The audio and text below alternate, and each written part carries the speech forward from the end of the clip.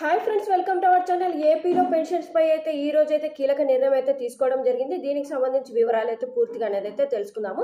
So మనకు April 3వ తారీఖు నుండి పెన్షన్ అయితే ఇస్తామని అయితే చెప్పారు కదా. మరి ఏప్రిల్ తారీఖున ఎవరికైతే పెన్షన్ అందిందో కింద కామెంట్లు అయితే తెలియజేయండి. సో వీడియో అయితే కంపల్సరీగా ఎండ్ వరకు అయితే చూడండి. చిన్న రిక్వెస్ట్ ఫ్రెండ్స్, మన ఛానల్ చూస్తున్న ప్రతి ఒక్కరు కంపల్సరీగా సబ్స్క్రైబ్ చేసుకొని పక్కన బెల్ ఐకాన్ కనిపిస్తుంది, అందులో ఆల్ ఆన్ సెలెక్ట్ చేస్తే నేను పెట్టే ప్రతి వీడియో మీకు నోటిఫికేషన్ రూపం అయితే రావడం జరుగుతుంది. ఇక ముఖ్యంగా ఏపీలో పెన్షన్ పై అయితే కీలక నిర్ణయం అయితే తీసుకోవడం జరిగిందని దానికి సంబంధించి పూర్తి వివరాలు అయితే తెలుసుకుందాము. సో ముందుగా చూసుకున్నట్టయితే మనకు ఏప్రిల్ 3వ తారీఖున అయితే అమౌంట్ అనేది వేస్తామన్నారు, కానీ 3వ తారీఖు అయితే ఇవ్వలేదండి. సో మనకు ఈ రోజు అంటే ఏప్రిల్ 3 అంటే నిన్నటి రోజున 3వ తారీఖు అమౌంట్ అనేది అయితే ఇంకా బ్యాంకు నుంచి సచివాలయం, వార్డు సచివాలయంకి అయితే అమౌంట్ అయితే క్రెడిట్ కాలేదు కాబట్టి వారైతే వచ్చిన వారిని అయితే వెనక్కి అయితే పంపించారు. 4వ తారీఖు నుండి ప్రారంభిస్తామని అయితే చెప్పడం జరిగింది. అదేవిధంగా మనకు 3వ తారీఖున మధ్యాహ్నం కావచ్చు, సాయంత్రం కావచ్చు, నైట్ లోపు అయితే కంపల్సరీగా అమౌంట్ అనేది అయితే వేస్తామనేది కూడా అప్డేట్ అయితే రావడం జరిగిందండి. సో ఇక చూసుకున్నట్టయితే మనకు 4వ తారీఖు నుండి వారం రోజుల పాటు పెన్షన్ అయితే ఇవ్వడం అయితే జరుగుతుందండి. మరి ఈ పెన్షన్కి సంబంధించి ఎవరికి ఏ విధంగా ఉంటుంది, మనం గ్రామ వార్డులో అంటే గ్రామ వార్డు సచివాలయంలోనే వెళ్ళి తీసుకోవాలా లేదా అన్న దానిపై ఈ యొక్క అప్డేట్ ద్వారా అయితే తెలుసుకుందాము. మీకు కావాలంటే ఇక్కడ సైడ్కి ఒక క్లిప్ అయితే యాడ్ చేస్తాను, ఒకసారి అయితే చూడండి.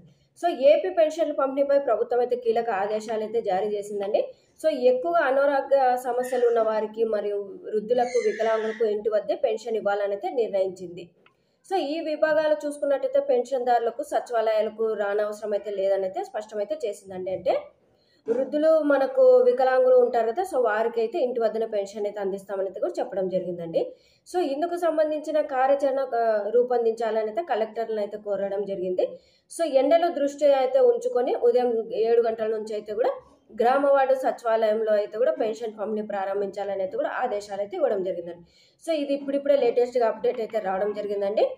సో మనకు ఏప్రిల్ 4వ తారీఖున అంటే ఈ రోజు నుంచి వారం రోజుల పాటు పెన్షన్ అయితే ఇస్తారు. సో వృద్ధులు, మనకు వికలాంగులు ఎవరైతే ఉంటారో వారికి ఇంటి వద్దకే పెన్షన్ అయితే అందించడం జరుగుతుంది. మిగతా వారైతే కూడా గ్రామ వార్డు సచివాలయంలో వెళ్ళి అమౌంట్ అయితే తీసుకోవాలని అయితే చెప్పడం జరిగింది. సో ఈ యొక్క గ్రామ వార్డు సచివాలయం సంబంధించి పెన్షన్ తీసుకోవాలంటే అక్కడ అన్ని ఏర్పాట్లు అయితే చేశారండి. మీరైతే మీ యొక్క కార్డు, పెన్షన్ కార్డుకి సంబంధించి వెళ్ళి తీసుకున్నట్టయితే అక్కడ మీకు ఫేస్ అథెంటికేషన్ ద్వారా లేదా ఫింగర్ ప్రింట్ ద్వారా పెన్షన్ అయితే అందించడం అయితే జరుగుతుందండి.